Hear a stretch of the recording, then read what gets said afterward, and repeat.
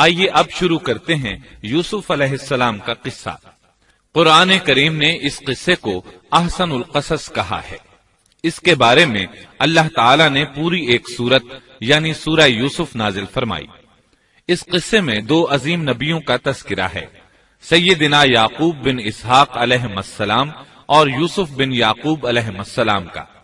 اپنے بھائیوں کی وجہ سے یوسف علیہ السلام کن حالات کا شکار ہوئے، آپ اس کا تفصیل سے ذکر سنیں گے۔ سورہ یوسف مکی ہے اور یوسف علیہ السلام کا قصہ اگرچہ ابتلاء و آزمائش کی داستان ہے، لیکن اس میں اور بھی بہت سے فوائد ہیں۔ سننے والا اس سے لطف اندوز ہوتا ہے، اپنے اندر رحم اور انس کے جذبات محسوس کرتا ہے۔ اس قصے میں ان حالات کی طرف بھی اشارہ ہے جو انبیاء کے ساتھ پیش آتے ہیں۔ عام انبیاء کے حالات واقعات سے معلوم ہوتا ہے کہ پہلے وہ آسودہ حال تھے، لیکن جب انہوں نے دعوت دی تو ان کی قوم نے انہیں جھٹلایا، پھر آزمائش کا سلسلہ شروع ہوا، پھر ان کی قوموں پر عذاب آیا۔ اس قصے میں معاملہ اس کے بالکل برعکس ہے۔ اس میں شروع میں ابتلاء آزمائش کا دور ہے، پھر آسانی اور فراوانی کی داستان ہے۔ ایسا کیوں ہوا؟ علماء کے اس بارے میں مختلف اقوال ہیں۔ عطا رحمت اللہ علیہ فرماتے ہیں، غمزدہ پریشان حال اگر یوسف علیہ السلام کے قصے کو سنتا ہے تو اس کے دل کو سکون ملتا ہے، وہ مطمئن ہو جاتا ہے، اس لیے کہ اس میں تنگی کے بعد آسانی ہے، مشکلات کے بعد اللہ کی نعمتوں کا نزول اس سے ظاہر ہے۔ سورہ یوسف سورہ ہود کے بعد نازل ہوئی۔ سورہ ہود میں انبیاء کرام کے تذکرے کے بعد قوم ہود اور قوم صالح کی تباہی کا ذکر آتا ہے، پھر ان اقوام کا تذکرہ ہے جو تباہ و برباد ہوئی۔ پھر سورہ یوسف عام الحزن میں نازل ہوئی۔ یہ وہ سال تھا جس میں نبی صلی اللہ علیہ وسلم کے چچا ابو طالب فوت ہوئے۔ ابو طالب ہر طرح آپ کا ساتھ دیتے رہے تھے، یہاں تک کہ رسول اکرم صلی اللہ علیہ وسلم فرماتے ہیں، قریش نے مجھ سے صحیح معنوں میں دشمنی کا آغاز ابو طالب کی وفات کے بعد کیا۔ ایک قول کے مطابق ابو طالب کی وفات کے صرف 3 دن بعد آپ کی پیاری اور محبوب بیوی، جنت کی عورتوں کی سردار، دنیا جہان کی افضل ترین عورتوں میں سے ایک سیدہ خدیجۃ الکبریٰ رضی اللہ عنہا اس دنیا سے رخصت ہو گئیں۔ انا للہ و انا الیہ راجعون۔ یہاں تک کہ ابن عباس رضی اللہ عنہما فرماتے ہیں، رسول اللہ صلی اللہ علیہ وسلم نے 4 خط کھینچے، پھر صحابہ کرام کو مخاطب کر کے فرمایا، جانتے ہو یہ خط میں نے کیوں کھینچے ہیں؟ انہوں نے کہا، ہم نہیں جانتے۔ تو آپ صلی اللہ علیہ وسلم نے فرمایا، جنت کی افضل ترین عورتیں 4 ہیں، ایک مریم بنت عمران، دوسری خدیجہ بنت خویلد، تیسری فاطمہ بنت محمد اور چوتھی فرعون کی بیوی آسیہ بنت مزاحم رضی اللہ عنہن اجمعین۔ سیدہ خدیجہ رضی اللہ عنہا اور ابو طالب کی وفات کا آپ صلی اللہ علیہ وسلم کو بہت شدید صدمہ ہوا۔ تب آپ کی تسلی کے لیے اللہ تعالیٰ نے سورہ یوسف نازل فرمائی اور آپ کو یقین دلایا کہ تنگی کے بعد فراخی ہوتی ہے، اور اس صورت میں سبق آموز واقعات اور عبرتوں کا تذکرہ یکجا کر دیا گیا ہے، جبکہ دوسرے انبیاء کے قصے قرآن اور احادیث میں مختلف مقامات پر ہیں۔ یہ قصہ قرآن کریم میں ایک جگہ کیوں ذکر کیا گیا، اس میں کیا حکمت تھی، اور باقی قصے مختلف مقامات پر کیوں بکھرے ہوئے ہیں، اس بارے میں علامہ قرطبی رحمت اللہ علیہ فرماتے ہیں، اللہ تعالیٰ نے انبیاء علیہم السلام کے قصے تکرار کے ساتھ ذکر کیے ہیں۔ ایک ہی بات کو بلاغت و بیان کے اصول کے تحت مختلف پیرائے میں ذکر کیا ہے، جیسا کہ ابراہیم علیہ السلام کا قصہ ہے۔ جب اللہ کے برگزیدہ فرشتے ان کے پاس آئے تو ان کے آنے پر ابراہیم علیہ السلام نے جو مہمان نوازی کی اس کو مختلف انداز میں بیان کیا گیا ہے۔ ایک جگہ فرمایا، وہ بغیر کسی تاخیر کے بھنا ہوا بچڑا لے آئے۔ دوسری آیت میں فرمایا، پس ابراہیم فربا بچڑے کا گوشت لے آئے۔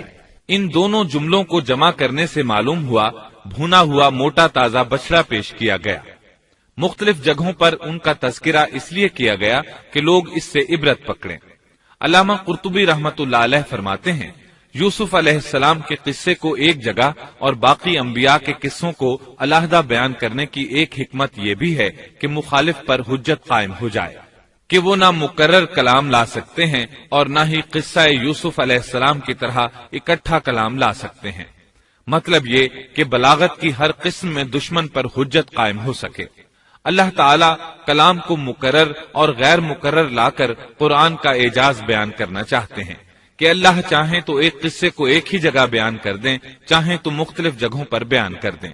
کوئی یہ نہ کہہ سکے کہ دیکھو قرآن میں یہ قصہ علیحدہ علیحدہ بیان ہوا ہے، میں اس کو ایک جگہ بیان کر سکتا ہوں، یا اس کے برعکس یہ نہ کہہ سکے کہ قرآن میں تو یہ قصہ ایک ہی جگہ بیان ہوا ہے، میں اس کو الگ الگ کر کے بیان کر سکتا ہوں۔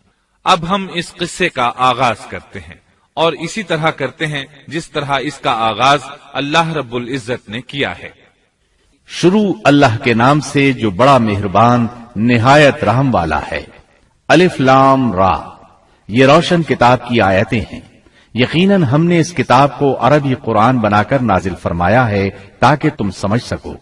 ہم آپ کے سامنے بہترین بیان پیش کرتے ہیں اس قرآن سے جو ہم نے آپ کی جانب وحی کے ذریعے نازل کیا ہے، اور یقیناً آپ اس سے پہلے بے خبروں میں سے تھے۔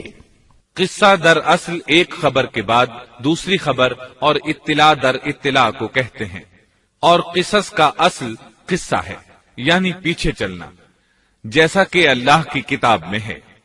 موسیٰ کی والدہ نے ان کی بہن سے کہا کہ تو اس کے پیچھے پیچھے جا، اور قصص کی اصل یہی ہے کہ کسی خبر کا پے در پے آنا۔ اس لیے ارشاد باری تعالی ہے، ہم آپ پر بہترین قصے بیان کرتے ہیں، اور یقیناً آپ اس سے پہلے بے خبروں میں سے تھے۔ غفلت سے مراد یہاں اللہ کے ذکر سے غفلت نہیں، بلکہ اس کا مطلب یہ ہے کہ نزول قرآن سے پہلے آپ ان قصص سے واقف نہیں تھے۔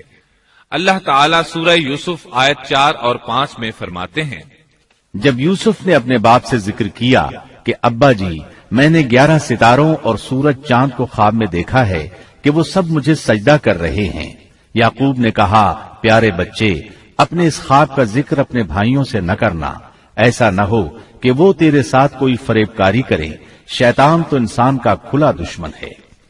رؤیا سے مراد وہ خواب ہے جس کو انسان نیند کی حالت میں دیکھے، اور رؤیت سے مراد وہ حقیقت ہے جس کو انسان حالت بیداری میں اپنی آنکھوں سے دیکھے۔ تو یوسف علیہ السلام نے خواب میں دیکھا کہ 11 ستارے اور سورج اور چاند انہیں سجدہ کر رہے ہیں۔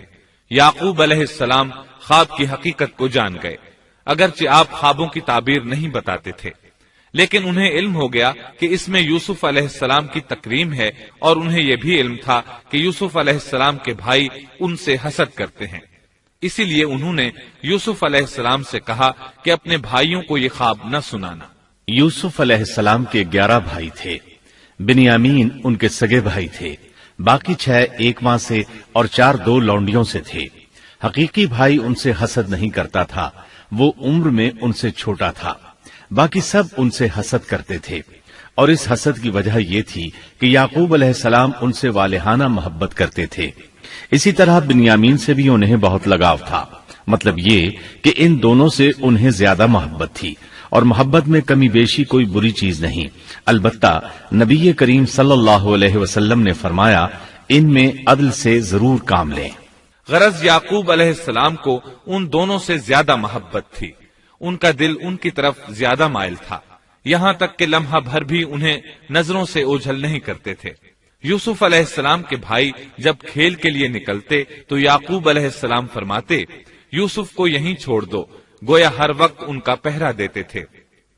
اللہ تعالیٰ سورہ یوسف آیت 6 میں فرماتے ہیں، اور اسی طرح تجھے تیرا پروردگار برگزیدہ کرے گا، اور تجھے معاملہ فہمی یعنی خوابوں کی تعبیر بھی سکھائے گا، اور اپنی نعمت تجھے بھرپور عطا فرمائے گا، اور یعقوب کے گھر والوں کو بھی، جیسے کہ اس نے اس سے پہلے تیرے دادا اور پردادا یعنی ابراہیم و اسحاق کو بھی بھرپور اپنی نعمت دی۔ یقیناً تیرا رب بہت بڑے علم والا اور زبردست حکمت والا ہے۔ یعنی آپ کو منتخب کر لیا اور تمام بھائیوں سے آپ کو چن لیا، اور یعقوب علیہ السلام کے سارے بیٹوں سے آپ کا انتخاب کیا، اور اس دور کے لوگوں میں سے آپ کو نبوت دینے کا ارادہ کیا۔ مزید یہ کہ وہ لوگوں کو خوابوں کی تعبیر بھی بتاتے تھے، اور آیت میں جس نعمت کا ذکر ہے اس سے مراد نبوت کی نعمت ہے، اور یہ قصہ اللہ تعالیٰ نے نصیحت کے لیے ذکر کیا ہے۔ اللہ تعالیٰ سورہ یوسف آیت 7 اور 8 میں فرماتے ہیں، یقیناً یوسف اور اس کے بھائیوں میں دریافت کرنے والوں کے لیے بڑی بڑی نشانیاں ہیں، جبکہ انہوں نے کہا کہ یوسف اور اس کا بھائی بنسبت ہمارے باپ کو بہت زیادہ پیارا ہے، حالانکہ ہم طاقتور جماعت ہیں، کوئی شک نہیں کہ ہمارے ابا سری غلطی میں ہیں۔ کہا جاتا ہے کہ یہودیوں نے نبی کریم صلی اللہ علیہ وسلم سے یوسف علیہ السلام کے قصے کے متعلق سوال کیا تو یہ مکمل صورت انہیں قصہ سنانے کے لیے نازل ہوئی، جبکہ بنی اسرائیل کو یہ مکمل قصہ معلوم نہ تھا، اور جو معلوم تھا وہ بھی تحریف شدہ تھا۔ قرآن ان کی اس تحریف کو واضح کرنے کے لیے بھی نازل ہوا، اور جو بھی بنی اسرائیل کا شخص یا کوئی اور اس کے متعلق پوچھے گا اس کے لیے عبرتیں اور نصیحتیں ہیں۔ یوسف کے بھائیوں نے کہا کہ ہمارا باپ یوسف اور اس کے بھائی سے زیادہ محبت کیوں کرتا ہے، جبکہ ہم ایک جماعت ہیں۔ اپنے باپ کے اس عمل پر اعتراض کیا، اور یقیناً یہ ایک بہت برا گمان تھا۔ زلال کا معنی گمراہی ہوتا ہے، لیکن کبھی خطا پر بھی بولا جاتا ہے، اور انہوں نے باہمی مشورہ کیا اور سوچ بچار کے بعد یوسف علیہ السلام کے قتل کی تجویز طے ہوئی۔ اللہ تعالیٰ آیت 9 میں فرماتے ہیں، یوسف کو تو مار ہی ڈالو یا اسے کسی نامعلوم جگہ پھینک دو کہ تمہارے والد کا رخ صرف تمہاری طرف ہی ہو جائے، اس کے بعد تم نیک ہو جانا۔ مطلب یہ کہ وہ آپس میں کہنے لگے یوسف کو قتل کر دو۔ اس پر بڑے بھائی یہودا نے مداخلت کی اور کہا قتل بہت سنگین جرم ہے۔ اس پر وہ بولے تب پھر اسے کہیں غائب کر دو تاکہ باپ کی توجہ تمہاری طرف ہو جائے اور یوسف والی رکاوٹ ختم ہو جائے۔ دیکھیے کیسی سوچ ہے، پہلے برائی کریں گے پھر توبہ کریں گے اور نیک بن جائیں گے۔ بھلا کیا ایسا آدمی جو برائی اس نیت سے کرتا ہے بعد میں توبہ کر لے گا، کیا اس کی توبہ قبول ہوگی؟ علماء فرماتے ہیں توبہ کا دروازہ کھلا ہے۔ اللہ تعالیٰ رات کے وقت صدا دیتا ہے کہ دن کو برائی کرنے والے توبہ کر لے، اور دن کو آواز دیتا ہے رات کو برائی کرنے والے توبہ کر لے۔ کوئی توبہ کا دروازہ بند نہیں کر سکتا، یہاں تک کہ انسان جتنی بار بھی گناہ کر کے توبہ کرے اللہ قبول کرتا ہے۔ اس لیے اللہ نے ان کی توبہ قبول کر لی۔ تاہم اس بات سے ڈرنا چاہیے کہ اگر گناہ کرنے کے بعد توبہ کا موقع ہی نہ ملے اور موت آ لے تو کیا ہوگا؟ یہ بات نہایت ہی خوفناک ہے کہ توبہ کا موقع ہی نہ ملے۔ اللہ تعالیٰ آیت نمبر 10 میں فرماتے ہیں، ان میں سے ایک نے کہا یوسف کو قتل تو نہ کرو بلکہ اسے کسی اندھے کنویں کی تہ میں ڈالاؤ کہ اسے کوئی آتا جاتا قافلہ اٹھا لے جائے، اگر تمہیں کرنا ہی ہے تو یوں کرو۔ یہودا نے انہیں قتل سے روکا اور کہا قواسم کے راستے میں اموقی نام کا کنواں ہے، اسے اس میں ڈال دو، کوئی گزرتا ہوا قافلہ اسے اٹھا لے جائے گا، اس سے نجات ہی پانا چاہتے ہو تو یہ کام کرو۔ سب نے اس بات سے اتفاق کیا۔ اب اپنے باپ کے پاس گئے، باپ سے انہوں نے جو کہا آیت 11 اور 12 میں آتا ہے، انہوں نے کہا ابا آخر آپ یوسف کے بارے میں ہم پر اعتبار کیوں نہیں کرتے؟ ہم تو اس کے خیر خواہ ہیں، کل آپ ضرور اسے ہمارے ساتھ بھیج دیجئے کہ خوب کھائے پیے اور کھیلے، اور اس کی حفاظت کے ہم ذمہ دار ہیں۔ یعقوب علیہ السلام نے ان کی بات کے جواب میں جو کچھ کہا آیت نمبر 13 اور 14 میں اس کا ذکر موجود ہے۔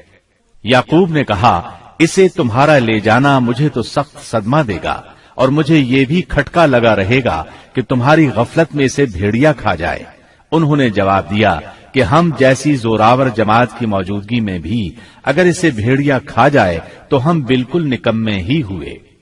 وہاں بھیڑیے کثرت سے تھے، اس لیے یعقوب علیہ السلام ڈرتے تھے۔ بیٹوں کے بار بار اصرار پر یعقوب علیہ السلام یوسف علیہ السلام کو ان کے ساتھ بھیجنے پر رضامند ہو گئے۔ اللہ تعالیٰ آیت 15 میں فرماتے ہیں، پھر جب اسے لے چلے اور سب نے مل کر ٹھان لیا کہ اسے غیر آباد گہرے کنویں کی تہ میں پھینک دیں، ہم نے یوسف کی طرف وحی کی کہ یقیناً وقت آ رہا ہے کہ تو انہیں اس ماجرے کی خبر اس حال میں دے گا کہ وہ جانتے ہی نہ ہوں گے۔ بعض روایات کے مطابق انہوں نے راستے میں یوسف علیہ السلام کو مارا پیٹا، برا بھلا کہا، اور ایسا کرنا ان کے لیے معمولی بات تھی کیونکہ وہ تو قتل کے درپے تھے۔ آخر کار کنویں کے پاس پہنچے اور مشورے کے مطابق انہیں کنویں میں ڈال دیا۔ یوسف علیہ السلام کنویں میں ایک پتھر پر گرے، یعنی پانی میں نہ گرے، آپ اس پتھر پر بیٹھ گئے۔ اللہ تعالیٰ کی طرف سے انہیں تسلی دی گئی کہ آپ پریشان نہ ہوں، بہت جلد آپ کنویں سے نکلیں گے اور انہیں ان کے اس گھناؤنے فعل کے بارے میں بتلائیں گے، اور انہیں اس بات کا گمان بھی نہیں ہوگا کہ ایسا وقت بھی آئے گا۔ یوسف علیہ السلام کو کنویں میں ڈالنے کے بعد انہوں نے گھر جانے کی تیاری کی۔ آیت نمبر 16 میں آتا ہے، اور عشاء کے وقت وہ سب اپنے باپ کے پاس روتے ہوئے پہنچے۔ امام عامش قاضی شرح رحمت اللہ علیہ کی مجلس میں بیٹھے تھے۔ ایک عورت آئی، اس کا ایک آدمی سے جھگڑا تھا، وہ بہت شدت سے رو رہی تھی۔ عامش بولے، آپ دیکھتے نہیں یہ کس بری طرح رو رہی ہے؟ ان کا مطلب یہ تھا کہ یہ سچی ہے۔ قاضی شرح فرمانے لگے، یوسف علیہ السلام کے بھائی رات کو روتے ہوئے اپنے باپ کے پاس آئے تھے، پس فیصلہ رونے پر نہیں انصاف پر ہونا چاہیے۔ اب یوسف علیہ السلام کے بھائیوں نے باپ کو تفصیل سنائی۔ اللہ تعالیٰ اس کا ذکر آیت 17 میں فرماتے ہیں، اور کہنے لگے کہ ابا جی ہم تو آپس میں دوڑ میں لگ گئے اور یوسف کو ہم نے سامان کے پاس چھوڑا، پس اسے بھیڑیا کھا گیا۔ آپ تو ہماری بات نہیں مانیں گے، گو ہم بالکل سچے ہی ہوں۔ سو انہوں نے یہ بات بتائی، لیکن اس سے جھوٹ صاف ظاہر ہو رہا تھا، جیسا کہ اگلی آیت میں ہے۔ اور یوسف کے کرتے کو جھوٹ موڑ کے خون سے خون آلود بھی کر لائے تھے۔ ابن عباس رضی اللہ عنہما فرماتے ہیں کہ انہوں نے بکری ذبح کی اور یوسف علیہ السلام کی قمیص پر اس کا خون مل لیا، اور خون میں لت پت قمیص یعقوب علیہ السلام کے پاس لے آئے۔ جب یعقوب علیہ السلام نے دیکھا تو فرمانے لگے، یہ بھیڑیا بھی کتنا رحم دل تھا، میرے بیٹے کو تو کھا لیا اور قمیص کو کچھ نہیں کہا، تمہاری عقل کہاں ہے؟ اس بات کا ذکر آیت 18 میں ہے۔ باپ نے کہا، یوں نہیں بلکہ تم نے اپنے ہی دل سے ایک بات بنا لی ہے، پس صبر ہی بہتر ہے، اور تمہاری بنائی ہوئی باتوں پر اللہ ہی سے مدد کی طلب ہے۔ ادھر دوسری طرف کیا ہوا؟ آیت 19 میں اللہ فرماتے ہیں، اور ایک قافلہ آیا اور انہوں نے اپنے ایک پانی لانے والے کو بھیجا، اس نے اپنا ڈول لٹکا دیا اور کہنے لگا، واہ واہ، خوشی کی بات ہے، یہ تو ایک لڑکا ہے۔ انہوں نے اسے مال تجارت قرار دے کر چھپا دیا، اور اللہ اس سے باخبر تھا جو وہ کر رہے تھے۔ تفصیل اس کی یہ ہے کہ ایک قافلہ اس کنویں کے پاس سے گزرا جس میں یوسف علیہ السلام موجود تھے۔ انہوں نے پانی کی تلاش میں ایک خادم کو بھیجا، وہ کنویں تک پہنچا، اس نے کنویں میں ڈول لٹکایا، یوسف علیہ السلام اس ڈول میں بیٹھ گئے۔ خادم نے ڈول نکالا تو اس میں ایک خوبصورت بچے کو دیکھا، مارے خوشی کے وہ پکار اٹھا، یہاں ایک لڑکا ہے۔ اس زمانے میں غلاموں اور لونڈیوں کی تجارت ہوتی تھی، انہیں خوف محسوس ہوا کہ کہیں یہ لڑکا ان سے چھن نہ جائے۔ اس خوف کے پیش نظر انہوں نے یوسف علیہ السلام کو چھپا لیا۔ انہوں نے یہ بھی سوچا کہ شاید یہ بھاگا ہوا غلام ہے، اگر اس کا مالک آ گیا تو وہ اسے لے جائے گا۔ یہ قافلہ مدائن سے مصر جا رہا تھا۔ جب یہ مصر پہنچے تو انہوں نے یوسف علیہ السلام کو معمولی قیمت میں فروخت کر دیا۔ معمولی قیمت میں فروخت کرنے کی جلدی بھی انہوں نے اسی خیال کے تحت کی کہ کہیں اس کا مالک نہ آ جائے۔ ابن عباس رضی اللہ عنہما فرماتے ہیں کہ انہوں نے یوسف علیہ السلام کو صرف 20 درہم میں بیچ دیا، اور یہ نہایت معمولی قیمت تھی۔ آیت نمبر 21 میں ہے، مصر والوں میں سے جس نے اسے خریدا تھا اس نے اپنی بیوی سے کہا کہ اسے بہت عزت و احترام کے ساتھ رکھو، بہت ممکن ہے کہ یہ ہمیں فائدہ پہنچائے یا اسے ہم اپنا بیٹا ہی بنا لیں۔ یہ شخص مصر کا وزیر خزانہ تھا، بے اولاد تھا۔ اس نے سوچا شاید یہ لڑکا بڑا ہو کر اچھا انسان بنے، لہذا کیوں نہ ہم اسے بیٹا بنا لیں۔ اس طرح یوسف علیہ السلام وزیر خزانہ کے گھر پلے بڑھے۔ وزیر خزانہ عزیز مصر کہلاتا تھا۔ عزیز نے آپ کو بیٹوں کی طرح رکھا۔ آپ کچھ بڑے ہوئے تو شاہی محل کی دیکھ بھال آپ کے ذمے لگا دی گئی، شاہی محل کے تمام اختیارات آپ کے سپرد کر دیے گئے۔ اللہ تعالیٰ آیت 21 اور 22 میں فرماتے ہیں، یوں ہم نے مصر کی سرزمین میں یوسف کا قدم جما دیا کہ ہم اسے خواب کی تعبیر کا کچھ علم سکھا دیں۔ اللہ اپنے ارادے پر غالب ہے، لیکن اکثر لوگ بے علم ہوتے ہیں۔ اور جب یوسف پختگی کی عمر کو پہنچ گئے تو ہم نے اسے قوت فیصلہ اور علم دیا. ہم نیک کاروں کو اسی طرح بدلہ دیتے ہیں. یوسف علیہ السلام بہت پاکیزہ اور توحید والے ماحول میں پروان چڑھے. گھر کا سارا انتظام انہی کے ہاتھ میں تھا. آپ بہت بصیرت اور سوجھ بوجھ سے گھر کا نظام چلا رہے تھے. ابھی عزیز مصر کی بیوی نے آپ کو گمراہ کرنے کی کوشش نہیں کی تھی کہ حلم، علم اور بصیرت کی صفات آپ میں موجود تھیں. مفسرین لکھتے ہیں جب یوسف علیہ السلام کی عمر 17-18 سال کی ہوئی تو جوانی کے ساتھ ان کے حسن میں مزید اضافہ ہوا. حسن یوسف واقعی بے مثال تھا. نبی اکرم صلی اللہ علیہ وسلم فرماتے ہیں، معراج کی رات میری ملاقات یوسف علیہ السلام سے ہوئی. ایسا لگتا تھا کہ دنیا کا نصف حسن یوسف علیہ السلام کو ملا ہے. مفسرین اس کی وضاحت کرتے ہیں کہ حسن کو اللہ تعالیٰ نے 2 حصوں میں تقسیم کیا ہے. آدھا حسن یوسف علیہ السلام کو دیا اور آدھا باقی ساری مخلوق میں تقسیم کر دیا. اللہ اکبر، یہ ہے حسن یوسف. اور جب یوسف کے حسن کی کیفیت یہ ہے تو پھر اس کے خالق کے کیا کہنے. جب عزیز مصر کی بیوی نے ان کا حسن دیکھا تو بے اختیار ہو گئی. اس کے اندر ہیجان پیدا ہوا. اس نے یوسف علیہ السلام سے بدکاری کا ارادہ کر لیا. ان کے ساتھ لطف و عنایت کا سلسلہ شروع کر دیا اور پھسلانے کے جتنے طریقے ہو سکتے تھے وہ اختیار کیے. ناز و نخرے کے ساتھ اس سے پیش آنے لگی. اللہ آیت 23 میں فرماتے ہیں، اس عورت نے جس کے گھر میں یوسف تھے یوسف کو بہلانا پھسلانا شروع کیا کہ وہ اپنے نفس کی نگرانی چھوڑ دے اور دروازے بند کر کے کہنے لگی، لو آ جاؤ. یوسف نے کہا، اللہ کی پناہ، وہ میرا رب ہے، مجھے اس نے بہت اچھی طرح رکھا ہے. بے انصافی کرنے والوں کا بھلا نہیں ہوتا ہے.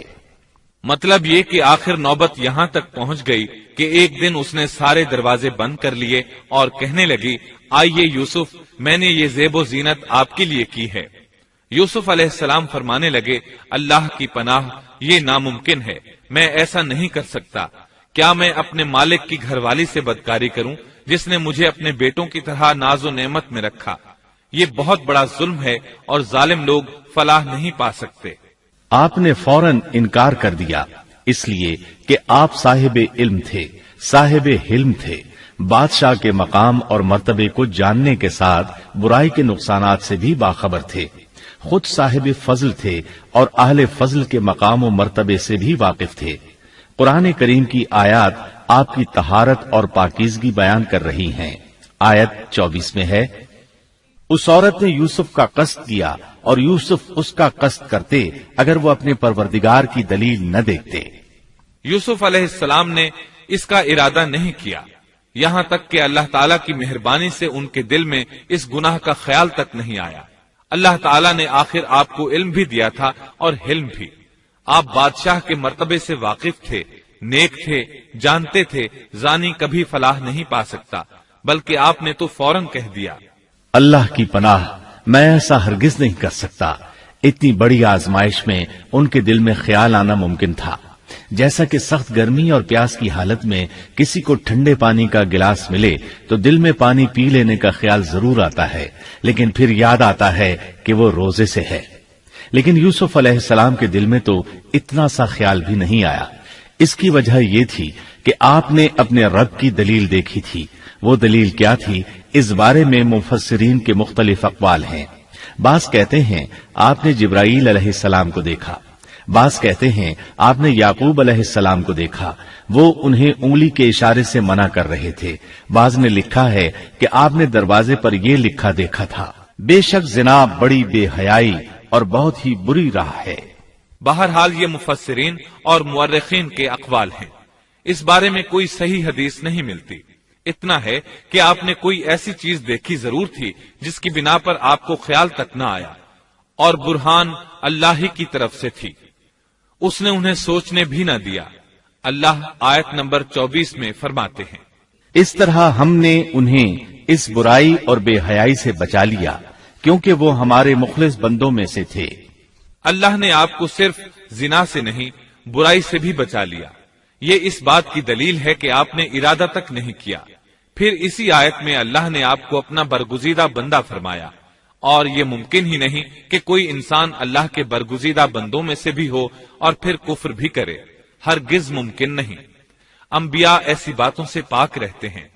عزیز مصر کی بیوی نے اصرار کیا، آپ کو مجبور کیا اور لگی چمٹنے تو یوسف علیہ السلام وہاں سے بھاگے۔ عزیز کی بیوی آپ کے پیچھے بھاگی۔ اللہ تعالیٰ نے آیت 25 میں اس واقعے کو یوں بیان فرمایا ہے، اور دونوں دروازے کی طرف دوڑے، اور اس عورت نے یوسف کا کرتا پیچھے کی طرف سے کھینچ کر پھاڑ ڈالا، اور دروازے کے پاس ہی عورت کا شوہر دونوں کو مل گیا، تو کہنے لگی، جو شخص تیری بیوی کے ساتھ برا ارادہ کرے بس اس کی سزا یہی ہے کہ اسے قید کر دیا جائے یا اور کوئی دردناک سزا دی جائے۔ سیدنا یوسف علیہ السلام خود کو بچانے کے لیے دروازے کی طرف دوڑ پڑے تھے، یہ پیچھے دوڑی، دروازہ بند تھا۔ ابھی آپ دروازہ کھولنے کی کوشش کر رہے تھے کہ اس نے پیچھے سے آپ کی قمیص پکڑ لی، جھٹکا جو لگا تو قمیص پیچھے سے پھٹ گئی۔ اسی دوران دروازہ کھل گیا اور عزیز مصر اندر داخل ہوا۔ اس نے یہ منظر اپنی آنکھوں سے دیکھا کہ اس کی بیوی زیب و زینت کے ساتھ بن سنور کر یوسف علیہ السلام کے بالکل پیچھے کھڑی ہے۔ اسی وقت اس نے خود کو الزام سے بچانے کے لیے کہہ دیا، جو تیری بیوی کے ساتھ برائی کا ارادہ رکھتا ہے اس کا کیا بدلہ ہے؟ پھر خود ہی کہنے لگی، اسے قید خانے میں بند کر دینا چاہیے۔ ایسا اس نے اس لیے کہا کہیں وہ یوسف علیہ السلام کو قتل نہ کر دے۔ ادھر یوسف علیہ السلام نے بھی فوراً اپنا دفاع کیا اور کہا، میں مجرم نہیں بلکہ یہ ساری کارستانی اس کی اپنی ہے۔ آیت 26 اور 27 میں ہے۔ یوسف نے کہا، یہ عورت ہی مجھے پھسلا رہی تھی، اور عورت کے قبیلے ہی کے ایک شخص نے گواہی دی کہ اگر اس کا کرتا آگے سے پھٹا ہوا ہو تو عورت سچی ہے اور یوسف جھوٹ بولنے والوں میں سے ہے، اور اگر اس کا کرتا پیچھے کی جانب سے پھٹا ہوا ہو تو عورت جھوٹی ہے اور یوسف سچوں میں سے ہے۔ یہ گواہ کون تھا؟ اس بارے میں دو قسم کی روایات ہیں۔ پہلی روایت یہ ہے کہ وہ دودھ پیتا بچہ تھا، اس نے کہا کہ اس عورت نے بہکایا ہے اور یہ اللہ کا معجزہ تھا۔ دوسری روایت یہ ہے کہ عزیز مصر کے ساتھ اس کا چچا زاد تھا، اس نے کہا، قمیص دیکھو کہاں سے پھٹی ہے، پیچھے سے پھٹی ہے تو یوسف سچے، اور آگے سے پھٹی ہے تو پھر وہ سچی ہے، یوسف جھوٹے ہیں۔ آیت نمبر 28 میں آتا ہے، سو جب خاوند نے دیکھا کہ یوسف کا کرتا پیٹھ کی جانب سے پھٹا ہوا ہے تو صاف کہہ دیا کہ یہ تو عورتوں کی چال بازی ہے، بے شک تمہاری چال بازی بہت بڑی ہے۔ سید قطب کہتے ہیں، عزیز مصر ان لوگوں میں سے تھا جن کے نزدیک شرف کی کوئی قیمت نہیں تھی۔ اگر اس میں غیرت ہوتی تو اس کا خون کھولتا، وہ عورت پر برہم ہوتا، لیکن اس نے غصے کے بغیر کہا۔ آیت 29 میں ہے، یوسف اب اس بات کو جانے دو، اور اے عورت تو اپنے گناہ سے توبہ کر، بے شک تو گناہ گاروں میں سے ہے۔ اس کے علاوہ اس نے کوئی اور بات نہ کی، یہاں تک کہ یوسف علیہ السلام کو گھر ہی میں رہنے دیا، جدا بھی نہ کیا۔ لیکن پھر یہ خبر شہر میں آگ کی طرح پھیل گئی، عورتیں طرح طرح کی باتیں کرنے لگیں، لوگ عزیز مصر کی بیوی کو تانے دینے لگے۔ آیت 30 میں ہے، اور شہر کی عورتوں میں چرچا ہونے لگا کہ عزیز مصر کی بیوی اپنے جوان غلام کو اپنا مطلب نکالنے کے لیے بہلانے پھسلانے میں لگی رہتی ہے، اس کے دل میں یوسف کی محبت بیٹھ گئی ہے، ہمارے خیال میں تو وہ سری گمراہی میں ہے۔ یہ چرچا ہونے لگا کہ عزیز مصر کی بیوی ایک غلام کے ساتھ برائی پر تل گئی، اگر کسی آزاد کے ساتھ ایسا کرتی تو معاملہ اور تھا، غلام سے محبت کر بیٹھی، یہ تو اس نے بے وقوفی کی انتہا کر دی، اس طرح اسے خوب برا بھلا کہا گیا۔ یہ خبر عزیز مصر کی بیوی تک بھی پہنچ گئی۔ آیت 31 میں ہے، اس نے جب ان عورتوں کی پرفریب مکارانہ باتیں سنی تو انہیں بلوا بھیجا اور ان کے لیے ایک مجلس مرتب کی، اور ان میں سے ہر ایک کو چھری دی اور کہا، اے یوسف ان کے سامنے چلے آؤ۔ ان عورتوں نے جب اسے دیکھا تو بہت بڑا جانا اور اپنے ہاتھ کاٹ لیے، اور زبان سے نکل گیا کہ اللہ کی پناہ، یہ انسان تو ہرگز نہیں، یہ تو یقیناً کوئی بہت ہی بزرگ فرشتہ ہے۔